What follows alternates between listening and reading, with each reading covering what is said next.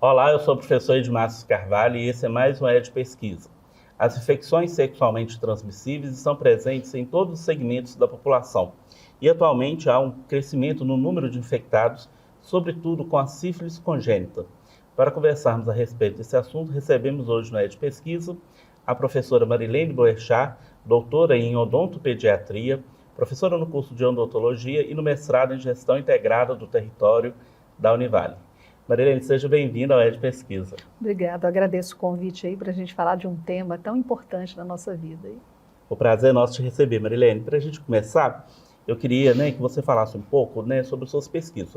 Suas pesquisas giram em torno da área da saúde, e uma delas é sobre a sífilis congênita no território de Governador Valadares. Para quem está nos assistindo, quando a gente fala de sífilis congênita, a gente está falando de quê?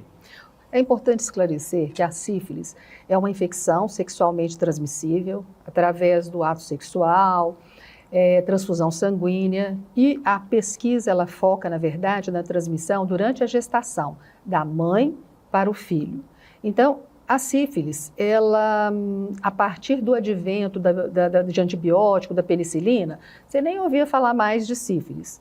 Mas depois de um certo tempo, sexo sem proteção, relação sexual mais precoce, aí a sífilis veio num crescente. E hoje, a sífilis congênita, que é aquela que ocorre no bebê, ela é um quadro reemergente, a ponto de, em 2016, a OMS declarar que a sífilis congênita é uma epidemia no Brasil. Então, assim, é importante que a gente conheça essa doença, que as pessoas conheçam essa doença, para saber os aspectos preventivos envolvidos aí nessa patologia. Então, nós estamos diante de um caso, um fenômeno aí de uma doença, de uma infecção que ressurgiu, é isso, A população Sim. Tratava isso e hoje isso já não é tão assim. Sim, porque tem fatores de risco. A sífilis, ela está muito relacionada, a sífilis na gestante vai gerar a sífilis congênita. A sífilis, ela tem fatores de risco. Por exemplo, populações migrantes, por exemplo, população em restrição de liberdade. Elas podem ser que não tenham um acesso adequado ao serviço de saúde. Não tendo esse acesso adequado, pode-se instalar, tem uma probabilidade por conta de fator de risco, O uso do não preservativo, a questão de gestação mais precoce hoje em dia, relação sexual mais precoce, como a gente disse mesmo, Uhum. A possibilidade é fator de risco de desenvolver uma doença, esta doença especificamente. Então, seria interessante investir em essas políticas mais inclusivas, com o foco nesses grupos prioritários. Entendi. E aí, sua pesquisa ela procura pensar o perfil sociodemográfico, dessas mulheres com diagnóstico de sífilis congênita em Valadares, não é isso? Na verdade, a gente percebeu que os trabalhos todos, no Brasil e nas Américas, mostram que a incidência da sífilis congênita é muito alta, sabe? E por ela por ter essa alta incidência, o que está causando isso aí? Por que está acontecendo, há um aumento mais ou menos de 40% de 2016 para cá, um aumento de mais ou menos 40% de incidência de sífilis congênita? Por que isso está acontecendo? Então, uma vez que ela ocorre a partir da gestação, a mãe transmite para a criança, o que está acontecendo com esta mãe que está lá na assistência pré-natal? Como é que está sendo esse comportamento? Como é que está sendo essa assistência da mãe no pré-natal, de modo que não se está fazendo o diagnóstico ou não se está fazendo o tratamento, e não só você vê, Ed, que não tem somente a ver com a assistência pré-natal, é uma questão comportamental. É uma questão que ligada a fator socioeconômico da mãe, fator cultural da mãe. Então, a gente percebe que muitas vezes, pelos dados que a gente levantou aqui em Governador Valadares, e que não são diferentes em Minas Gerais e no Brasil, que essas mães, algumas delas estão na assistência pré-natal, elas estão nas consultas, porque a mulher precisa ter pelo menos, no mínimo, 6 consultas no pré-natal, ela está fazendo essas consultas no pré-natal e a sífilis congênita acontecendo. O que está permitindo isso aí? O que está ocasionando isso aí? Então, daí veio a nossa pergunta, em relação a essa pesquisa, assim, Será que a mãe tem conhecimento realmente sobre sífilis congênita?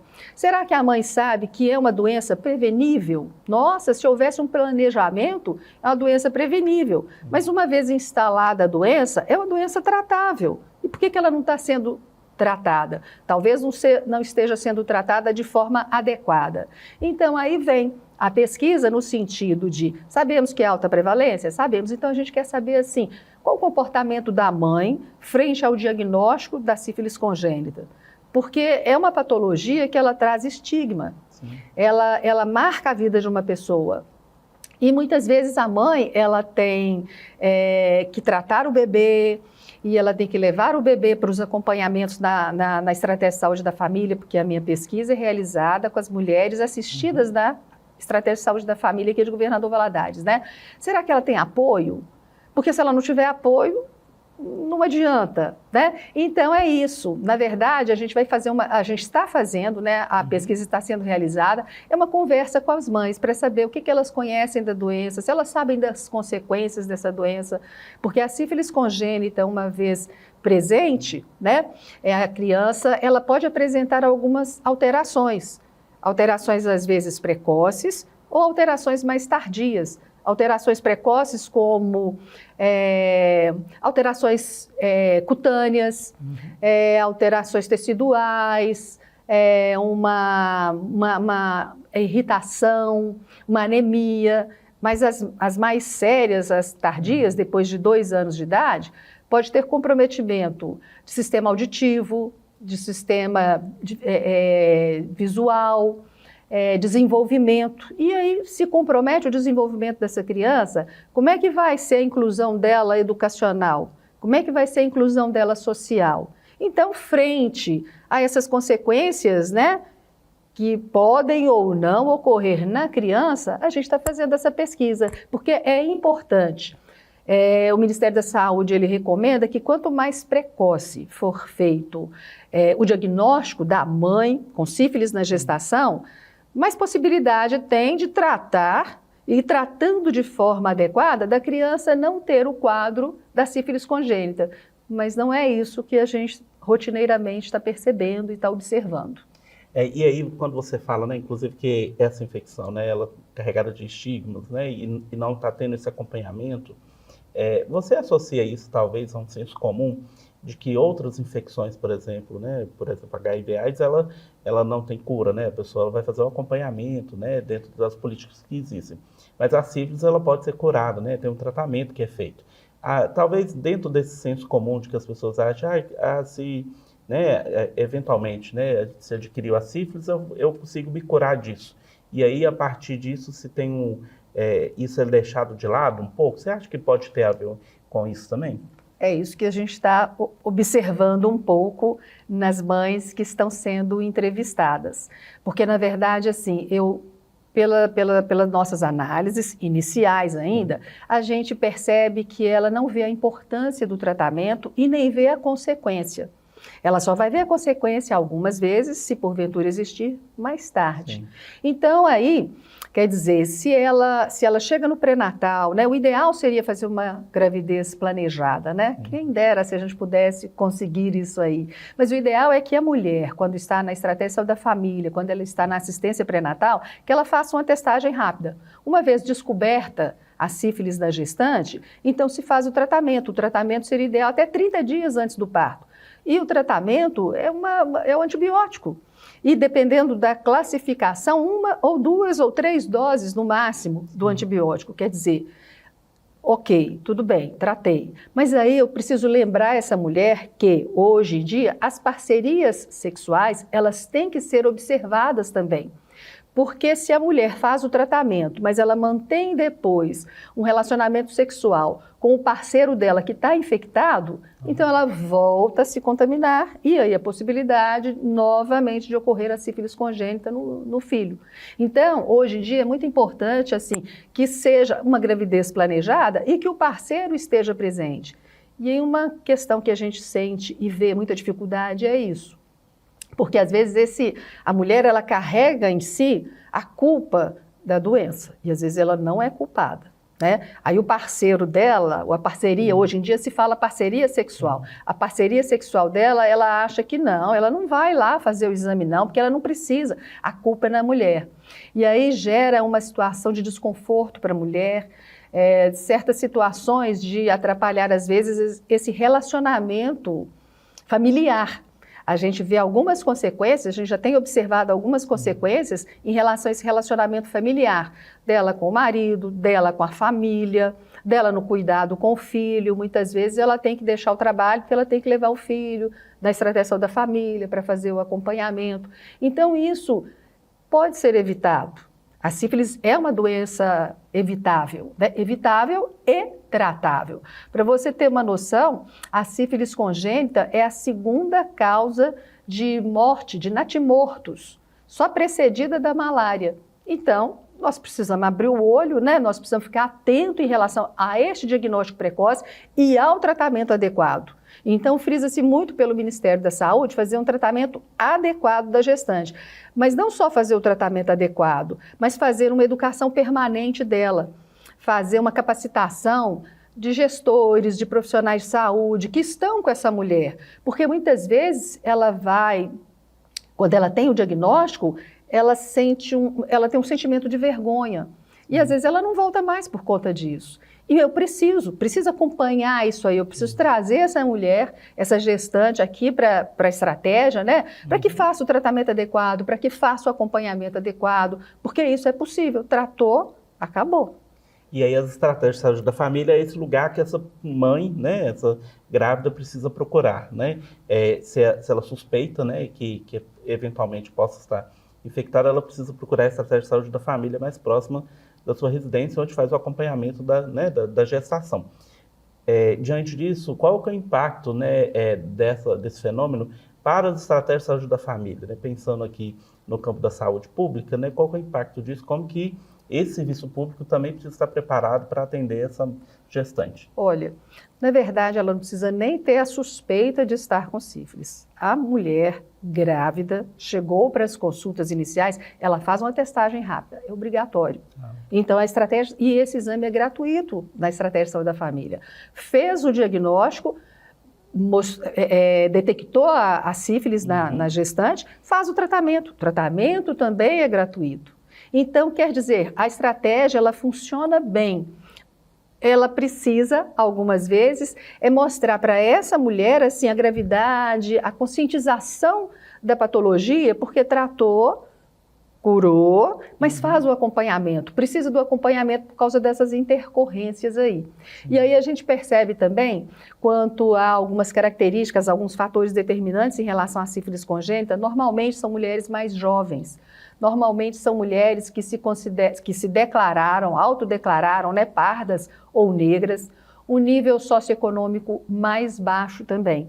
Então aí quer dizer, política pública para esse grupo prioritário. Eu preciso criar algumas questões que envolvam, né, a educação para a saúde, a conscientização, um atendimento de qualidade, né? E mais uma vez reporto que ela mesmo na assistência, ela mesmo tendo conhecimento, tem um fator cultural. Tem um fator cultural envolvido, não adianta também, né? Você ter conhecimento, você procurar o tratamento, mas às vezes você retornar àquele ponto que não podia ser retornado. Então, esse fator comportamental da mulher ele precisa ser trabalhado também. E é isso que a pesquisa quer muito explorar. O porquê. O porquê que ainda continua. A OMS, ela declarou em mais ou menos, né, não me lembro de dados exatos assim, mas em 2022 nós tínhamos 700 mil casos mundiais de sífilis na gestação. Desses casos, 400 casos mais ou menos, sífilis congênita. Desses 400 casos, algumas crianças tiveram óbito fetal, óbito natimorto, né, ou óbito neonatal, ou algumas alterações referentes, como eu já te falei aí. Algumas características ósseas, alterações ósseas, alterações, às vezes, de lábio, com alguma comissura, na comissura labial, algumas lesões, desenvolvimento motor, mais uma vez lembrando, né? Quer dizer, então, isso precisa estar mais presente, ser mais do conhecimento dessa mãe que está planejando ou que já foi diagnosticada. Então, a mulher é diagnosticada. Ela é assim que ela chega na estratégia de saúde da família e depois ela é acompanhada. E nesse acompanhamento, algumas vezes, o tratamento não dá certo em função desses outros fatores de risco aí existentes. E é uma questão, né, de saúde pública muito grave. As suas pesquisas, elas dialogam com os estudos territoriais do nosso mestrado em gestão integrada do território, né? Como que o mestrado e os estudos territoriais podem auxiliar na discussão dessa temática, especificamente? O mestrado ele ajudou muito a gente, né? Nesse sentido, assim, a gente viu que havia uma lacuna muito grande em relação a essa subjetividade da gestante. Conforme disse, conforme a gente já pode perceber, então existem muitos trabalhos publicados na literatura em relação à incidência e prevalência de sífilis congênita. Em Minas, em Governador Valadares, a gente tem uma publicação aqui em Governador Valadares, tem trabalhos publicados na Universidade Federal de Juiz de Fora, aqui em Valadares também, Maceió, no Brasil afora, existem vários.